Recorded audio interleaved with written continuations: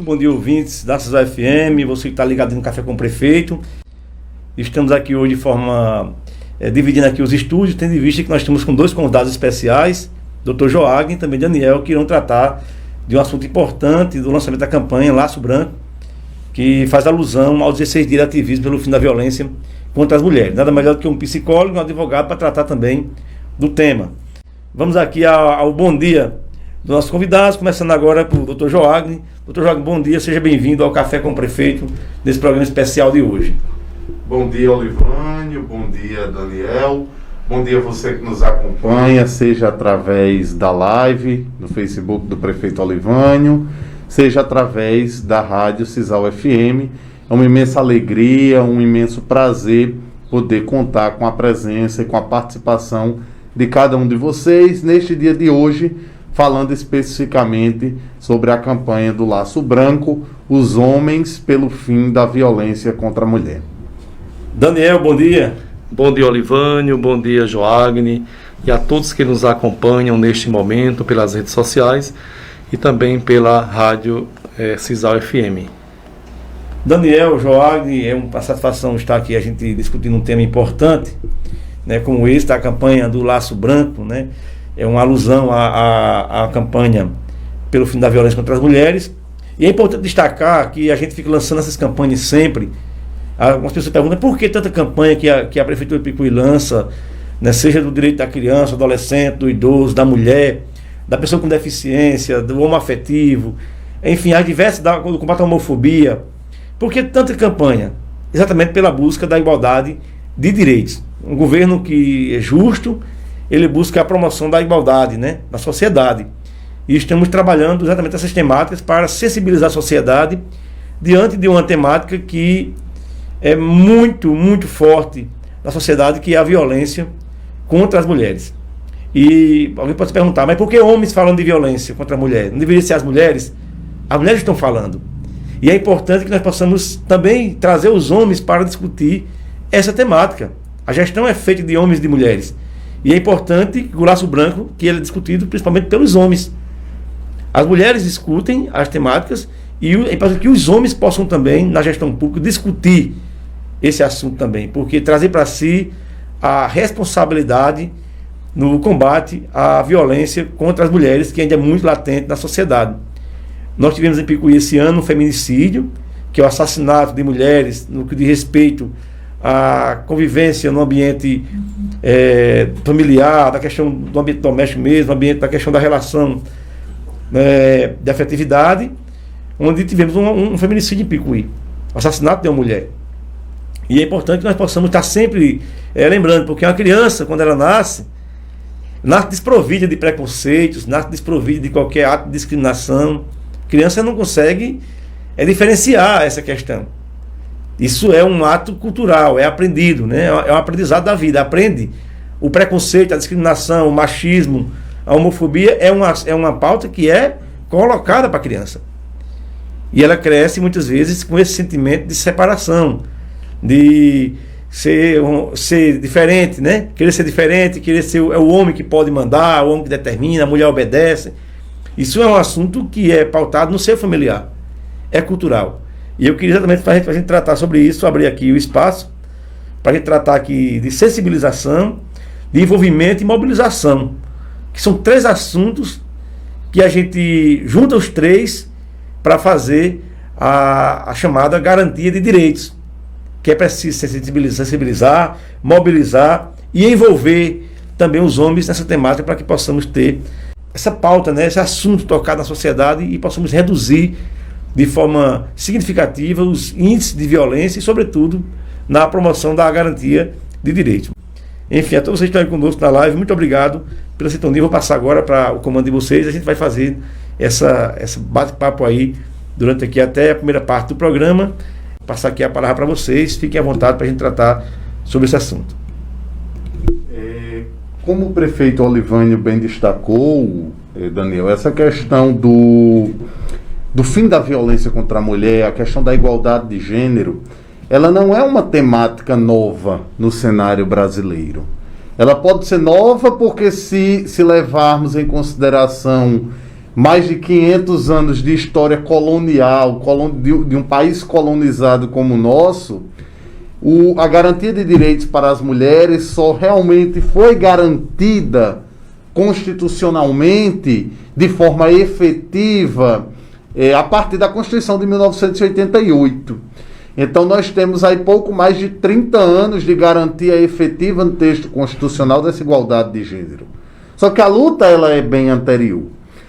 Quando em 1988 a Constituição Federal foi redigida, o início do artigo 5º, que trata exatamente sobre as garantias dos direitos fundamentais, ele inicia dizendo que todos são iguais perante a lei. Então, quando fala em todos, a gente trabalha justamente com essa ideia de integralidade. Homem, mulher, criança, idoso, a totalidade.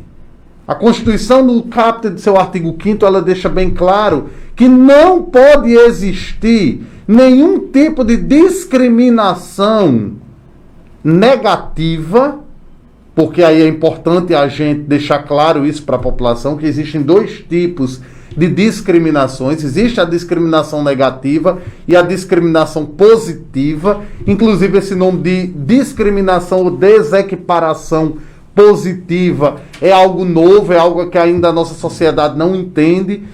O exemplo mais prático que a gente tem diz respeito exatamente à questão da política de cotas. É quando você trata de forma diferente aquelas pessoas que estão em situações desiguais.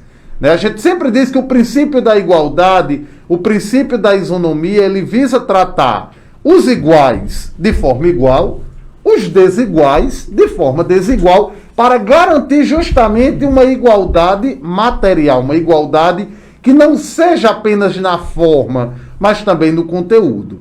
Então nós temos as discriminações ou as desequiparações positivas ou permitidas, que são aquelas que visam garantir direitos a uma classe, a um grupo que historicamente sofreu discriminações negativas ao longo da história. E a Constituição faz questão em dizer que não é permitido nenhum tipo de discriminação negativa no âmbito da sociedade brasileira, porque todos são iguais perante a lei. Simplesmente esse texto, que está lá na cabeça do artigo 5º da Constituição, seria suficiente para dizer que homens e mulheres possuem uma igualdade de direito. Mas o Constituinte originário fez questão de, logo no primeiro inciso do mesmo artigo 5º, reiterar que homens e mulheres são iguais perante a lei. Para uma interpretação gramatical, para um professor de português que esteja nesse momento nos assistindo, diz, ora, que ambiguidade, né? Que pleonasmo na Constituição. Se todos são iguais perante a lei, logicamente homens e mulheres também são iguais perante a lei, porque homens e mulheres enquadram-se nessa ideia de totalidade. Porém, o Constituinte originário ele teve essa preocupação de destacar que dentro desse todos estava a igualdade de gênero, porque nós somos um país extremamente machista. Nós somos um país extremamente preconceituoso, extremamente desigual, extremamente violento. Todos nós conhecemos, se não dentro de nossas próprias casas, mas na nossa vizinhança, situações de violência contra as mulheres. Todos nós conhecemos. Se essa violência não acontece dentro de nossas casas, mas acontece na casa dos nossos vizinhos. E o que é que se paira no ditado popular, na mentalidade popular? É que em briga de marido e mulher ninguém mete a colher. É como se a violência de gênero, a discriminação de gênero fosse algo aceitável na nossa sociedade. Algo normal, algo que não se mexe, ninguém mete a colher. E a campanha, seja os 16 dias de ativismo contra a violência à mulher, seja a campanha do Laço Branco, os homens nesse enfrentamento contra a violência à mulher, elas vêm chamar a atenção da sociedade de que essa situação, que há mais de 30 anos já é tratada como algo proibido pela própria Constituição brasileira, ela não pode ser aceita pela sociedade com a normalidade. Nós precisamos entender que, ao se falar em violência contra a mulher, nós não estamos falando unicamente da violência física. Logicamente, a violência física é aquela que mais causa impacto, porque ela é visível, a gente enxerga. Sejam enxergar através dos hematomas, do feminicídio, ou de diversas formas que expõem a mulher fisicamente na sociedade, mas muito mais grave e talvez com efeitos muito mais gravosos para a mulher, seja a violência que transcende a esfera física, a violência moral, a violência psicológica. A gente muitas vezes tem essa ideia de que a violência contra a mulher, ela é praticada unicamente no seio das relações. Seja uma relação de namoro, seja uma relação de casamento. Só que a violência contra a mulher ela é muito mais ampla. Quantas e quantas mulheres são violentadas no seu local de trabalho, seja por usuários que veem na mulher não uma pessoa, mas um objeto, e soltam uma piadinha, soltam uma pilheira, soltam uma gracinha, achando que está tudo muito bom. Para o homem é tudo maravilhoso, é motivo de piada. Mas para a mulher é algo que afronta a sua dignidade. Seja a forma como a mulher é tratada no local de trabalho, muitas vezes tida com uma posição inferior, como se a mulher não tivesse capacidade de estar plenamente no mercado de trabalho. Na nossa cidade a gente não percebe muito isso, porque nós não temos transportes coletivos, mas na cidade grande isso é algo, enquanto estudei e morei em Campina Grande, a gente via isso. Quando entrava num ônibus coletivo e via que a motorista era uma mulher, todo mundo já ficava com medo de andar no ônibus. Será que essa mulher vai ter condição de guiar bem esse transporte coletivo? Quantas e quantas vezes, por exemplo, a gente tem dificuldade em encontrar, por exemplo, comandantes, pilotos de avião mulheres. Por quê? Porque ainda existe esse preconceito enraizado na nossa sociedade de que a mulher ela não tem a mesma aptidão que o homem. Às vezes você está chegando, e isso é engraçado porque não são só homens que pensam assim. Muitas mulheres também têm esse pensamento. Às vezes você está no trânsito, alguém está dirigindo mais devagar, diz, é mulher. A própria mulher diz isso. Para ver como esse preconceito, como esse ato de violência de gênero, ele está enraizado na sociedade. Seja na figura masculina, seja até mesmo na figura feminina, que não tem essa busca pela luta da igualdade de gênero. Então essa campanha do enfrentamento à violência contra a mulher, especialmente o Laço Branco, trazendo os homens a essa reflexão da violência de gênero, ela é muito importante na nossa sociedade. Para entendermos o nosso papel enquanto cidadãos, de valorizar exatamente essa igualdade de gênero, essa igualdade de direitos, que vai muito além do aspecto jurídico. A gente precisa entender que valorizar a igualdade de gênero, ser contra a violência contra a mulher, não é apenas uma questão de respeitar a Constituição, não é apenas uma questão de respeitar a lei, não é apenas o medo de ser preso pela Lei Maria da Penha, como muita gente pensa. A campanha do Laço Branco é para que os homens tenham medo de serem enquadrados na Lei Maria da Penha. Não. A campanha do Laço Branco ela vai muito mais além. Ela visa chamar a atenção da sociedade de que esse respeito pela igualdade de direitos ele é muito maior do que um simples cumprimento da lei. É algo necessário para a convivência social e comunitária. Daniel, a gente fica observando também essas questões todas, né? Do direito, da garantia de direitos, mas para a gente chegar nessa garantia de direitos é preciso também que haja uma sensibilização da sociedade, principalmente dos homens. E você como psicólogo, como uma pessoa que atua nessa área da psicologia, no centro de especialidade, também atua em outros municípios, eu queria que você abordasse para a gente também nessa perspectiva mais da questão da psicologia mesmo, né? Como é que você vê essa questão da garantia de direitos, né, para as mulheres, usando esses 3 pilares aqui principais, que são os pilares da campanha, que é de sensibilizar, ou seja, você vai ter que convencer alguém, envolver aquela pessoa, além desse convencimento, envolver aquela pessoa, e outra também que é mobilizar, ou seja, chamar mais pessoas a entrar nessa luta. Como é que a psicologia, você, como psicólogo, né, pode trazer para a gente assim, elementos, né, como o Dr. Joaquim colocou agora, na questão do direito, né, para a gente aí, né, os ouvintes que estão aí, o pessoal que está na live, brilhante. Daniel, com a palavra. Muito bem, eu queria confirmar nessas palavras que Joaquim falou. Primeiro, eu vejo uma problemática imensa. A primeira problemática para a sociedade é essa questão de quebrar o reducionismo sobre esse fenômeno.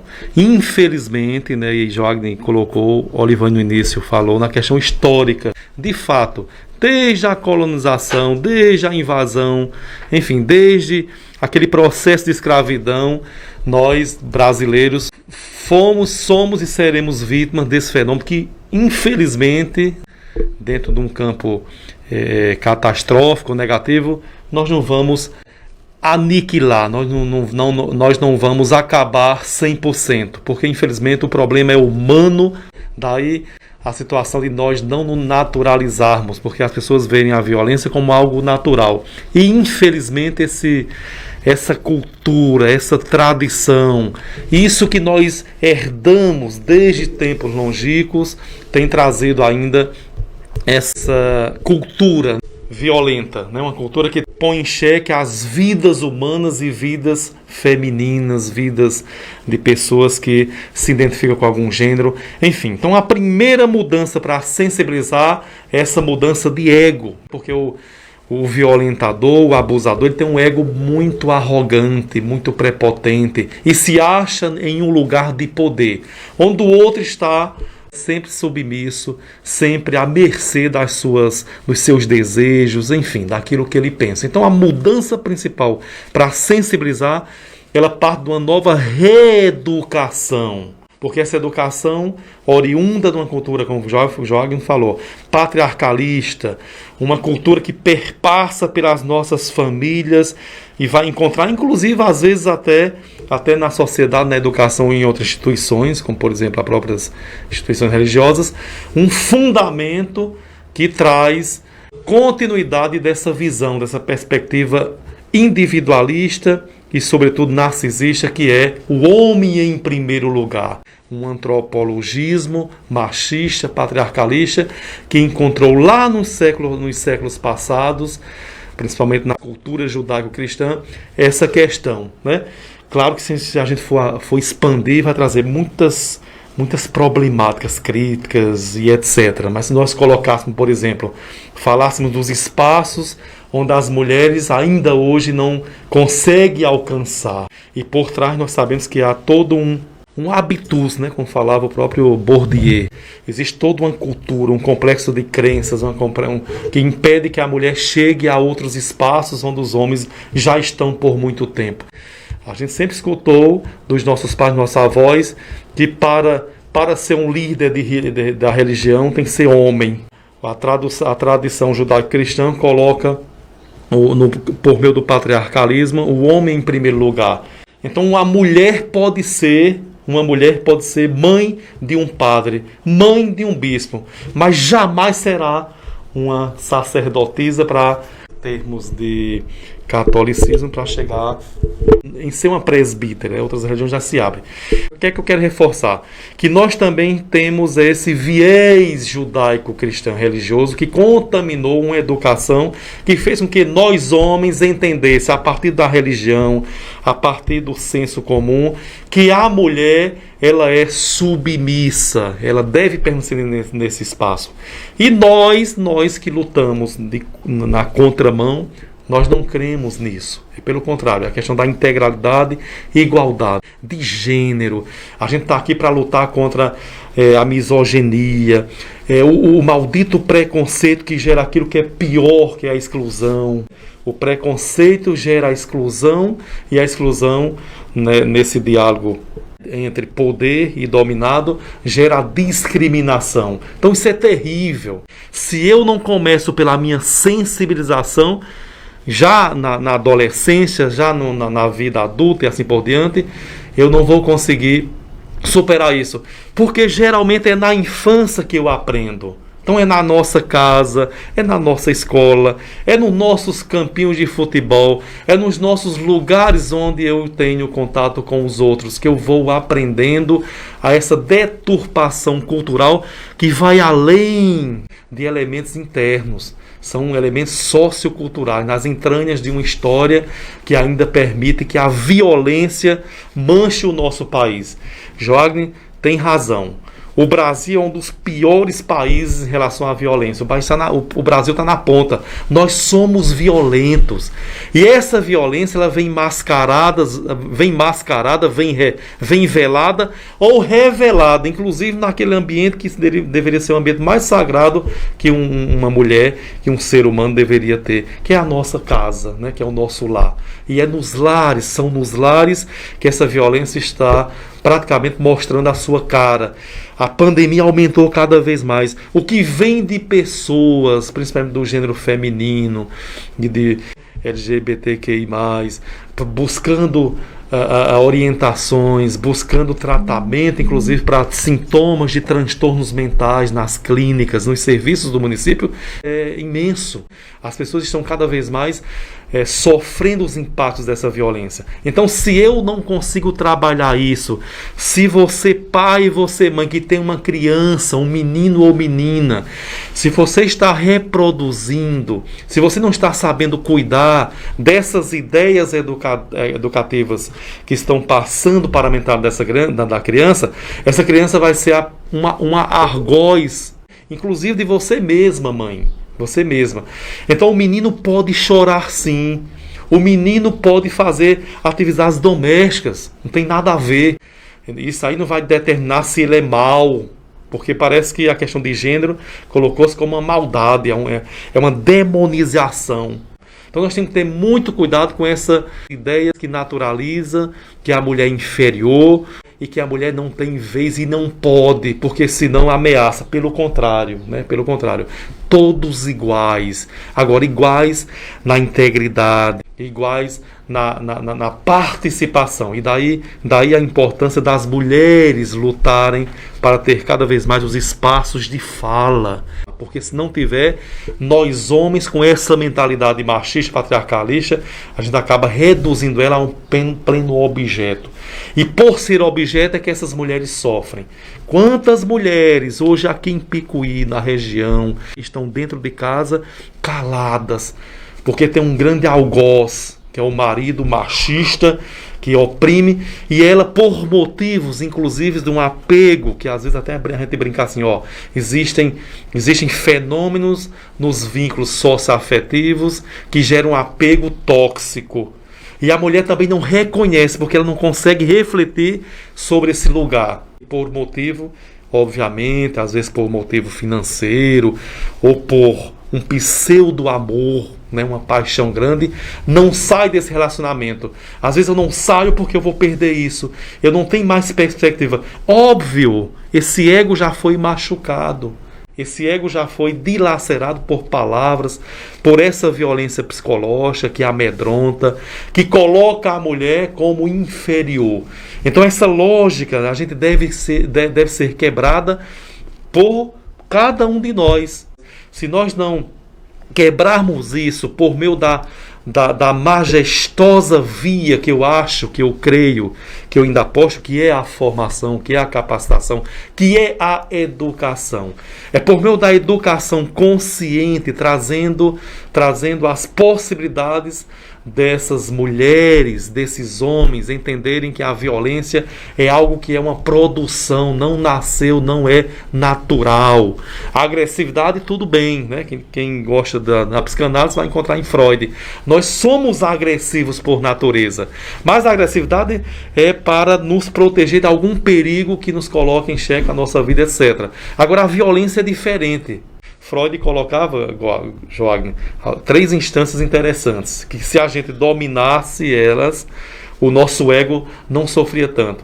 Que é o princípio, a instância do id, ego, superego. Nós, às vezes tomado por um princípio de prazer, desejo, nós transformando a agressividade em violência, um fenômeno onde coloca um poder sobre o outro. O id é a expressão distintiva. Eu quero, desejo e vou tentar querer. Mas a principal instância é o superego, que é justamente esse senso de reflexão, de cultura, de valores que eu carrego e que acabam moldando os meus instintos. Ou seja, moral da história, o meu ego, se eu domino meus instintos, entre aspas, no sentido de violência, por uma nova conscientização humanizadora, de respeito, de diálogo, com certeza, esse meu impulso agressivo não vai jamais transformar em violência, porque eu vou deslocar para outras coisas. Por exemplo, você que é marido, que não consegue conviver com esposa que de repente tem mais formação do que você, porque às vezes tem isso, o homem se sente inferior, engraçado, é uma transferência e projeção. Eu me sinto inferior porque minha mulher está crescendo, está evoluindo, e eu começo a me sentir ameaçado e vou aos pouquinhos cometendo a violência psicológica. Eu vou começando a cometer a violência patrimonial para que essa mulher fique presa e não consiga progredir. Né? Existem também esses fenômenos. Existem também aqueles homens possessivos demais. Existem homens que tentam buscar na mulher uma mãe que se perdeu, né? Lá no passado, na infância. Porque são os fenômenos intrapsicológicos, fenômenos que são muito complexos. Mas para sensibilizar é preciso caminhar a partir dessas várias dimensões, porque se não houver transformação de consciência, infelizmente a violência física, a violência psicológica, a violência sexual, a violência patrimonial, negligência, e a pior delas, que aqui eu resgato o próprio Pierre Bourdieu, que falava na violência cultural, a violência simbólica. Por que a mulher não pode passar livremente com a roupa que ela quer? É porque nós nos sentimos tentados. Enfim, veja como é perversa a violência simbólica. A mulher sempre colocada ou como objeto de desejo para o meu prazer, ou como objeto de dominação. E às vezes encontra nos olhares, na forma de piadas.